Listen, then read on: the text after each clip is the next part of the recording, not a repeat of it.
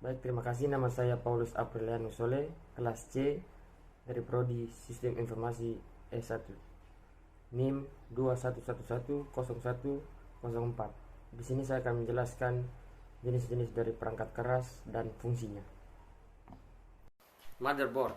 Motherboard merupakan papan sirkuit yang menjadi rumah bagi komponen-komponen komputer lainnya seperti RAM, hard disk, dan prosesor.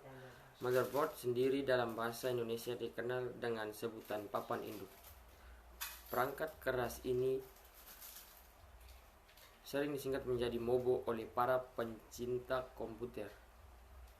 Papan induk sendiri terdiri dari berbagai jenis komponen antara lain slot prosesor, konektor power, slot memori, dan NOR bridge connector.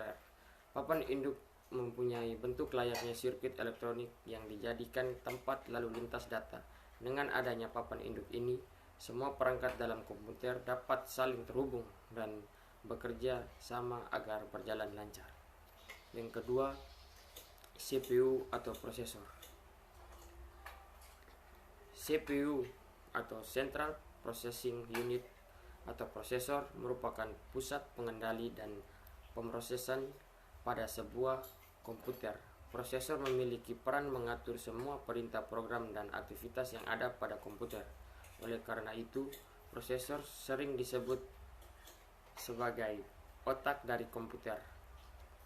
Prosesor berfungsi memproses data yang masuk sehingga dapat menghasilkan keluaran atau output. Prosesor sendiri diletakkan pada papan induk. Yang ketiga, RAM. RAM atau Random Access Memory adalah perangkat keras pengelola data yang bertugas untuk menyimpan semua instruksi dari prosesor. Penyimpanan instruksi atau data pada RAM bersifat sementara. Artinya, instruksi atau data yang disimpan oleh RAM akan hilang dan dikosongkan ketika komputer dimatikan. Akan tetapi, jika komputer berada dalam mode hibernate, instruksi atau data tersebut tidak akan hilang. Keempat, hard disk. Hard disk atau HDD adalah perangkat keras komputer yang memiliki fungsi sebagai media penyimpanan sekunder. Perangkat ini terdiri atas piringan cakram di dalamnya untuk menampung data secara magnetis. Yang kelima, SSD atau Solid State Drive adalah jenis media penyimpanan terbaru pengganti hard disk yang mana telah menggunakan chip memori yang saling terhubung dalam penyimpanan datanya. SSD ini dianggap lebih canggih daripada hard disk karena memiliki kecepatan dan reliabilitas yang lebih tinggi. Jadi bisa dibilang SSD ini memiliki fungsi penyimpanan seperti hard disk, namun secara konstitusional lebih mirip seperti USB flashback. Harga SSD di pasaran masih tergolong mahal jika dibandingkan hard disk. Harga SSD 250 GB setara dengan harga hard disk berkapasitas 1 TB. Yang keenam, PC Cooler atau heatsink. PC Cooler atau heatsink adalah perangkat keras yang berperan penting dalam mengontrol panas komputer. Yang ketujuh, monitor. Monitor adalah salah satu perangkat keras yang berfungsi menampilkan hasil pengolahan data dalam bentuk grafis. Setiap merek dan tipe monitor memiliki ukuran serta resolusi yang berbeda-beda.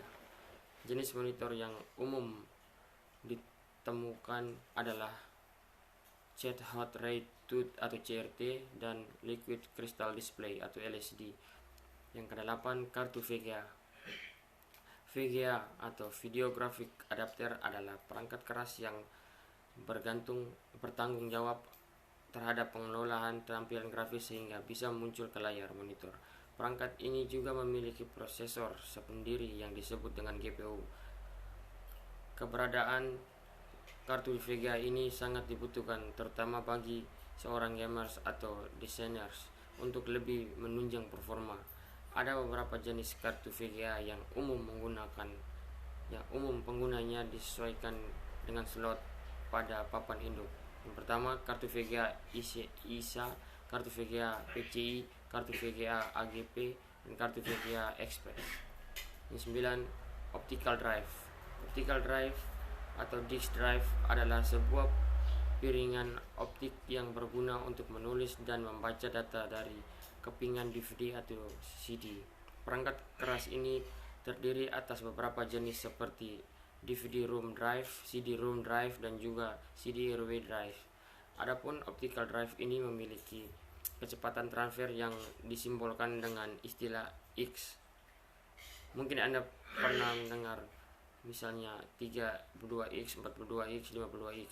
Itu merujuk pada kecepatan dalam melakukan format ulang.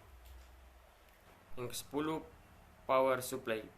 Power supply adalah perangkat keras yang berperan sebagai penyuplai data ke komponen komputer lainnya seperti prosesor, papan induk, dan VGA.